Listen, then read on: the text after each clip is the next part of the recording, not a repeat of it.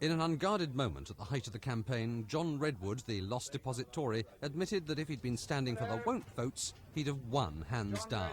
Well, Peckham's stayaways proved him right last night. It's true that many people have moved away from the area since the electoral register was compiled, but it was still a turnout of less than half the voters, many of them Labour voters. I think that there were a lot of Labour supporters who didn't come out and vote, and it's partly because they expected Labour to win anyway, and they were very friendly when we met them on the doorstep, wished us every success, but obviously a lot of people don't vote if they think that it is going to be a foregone conclusion. Undoubtedly, though, a concerted campaign from the SDP's Dick Taverne criticising Labour in Southwark took a major toll on the Labour vote. And the past reputation of Southwark Council may well have influenced traditional Labour supporters to stay away.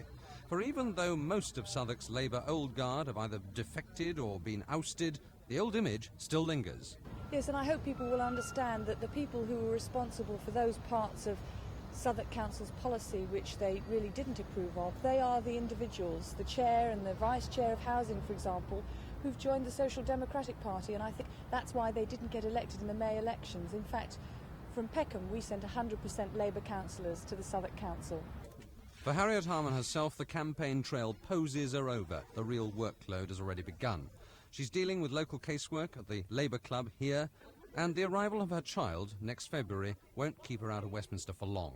Like many women, I shall be a working mother, and in February I shall be taking my child to the House of Commons when it's small, and then I shall be having to get it settled, and I shall be facing the problems that very many women face, balancing a home and a job.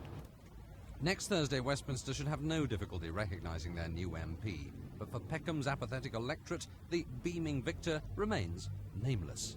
Do you know her name?